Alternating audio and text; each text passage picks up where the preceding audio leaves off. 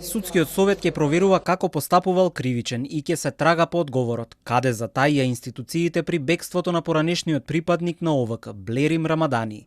Председателката на советот Весна Дамева вели дека за ништо не била формално известена од страна на судот, па затоа реагира по допрен глас.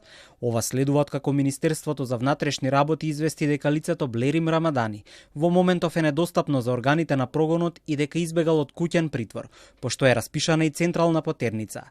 Тој беше во екстрадицијски притвор, а потоа во куќен, откако беше уапсен на косовско-македонската граница поради меѓународна потерница од Србија. Оттаму го бараат за да му се суди за воени злосторства.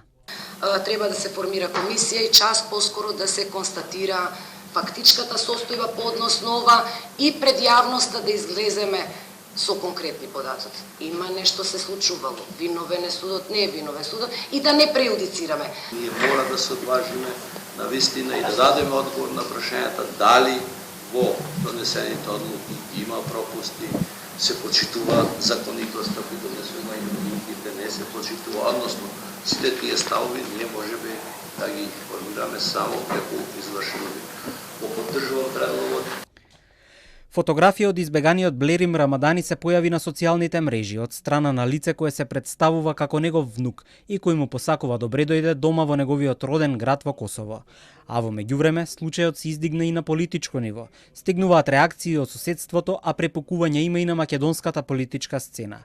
Министерот за внатрешни работи на Србија Дачич оцени дека бегството е скандалозно, запраша како е можно лице барано со меѓународно важечка потерница да побегне од куќен притвор и побара одговори од македонските власти.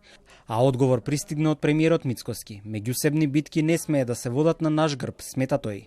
Се осврна и на одлуката за куќен притвор на Блерим Рамадани, изречена од судијата Пајазити од Кривичниот суд, и побара надлежните институции да се занимаваат со ова прашање. Според првиот вице-премиер Изет Меджити, информациите кои што пристигнуваат од соседна Србија за конкретниот случај не се точни. Да не дозволиме нашите соседи да ја користат нашата држава како прокси во покажување меѓусебни мускули. Јасна е судската пракса. Дали нас ни се допаѓа или не, тоа е друга тема.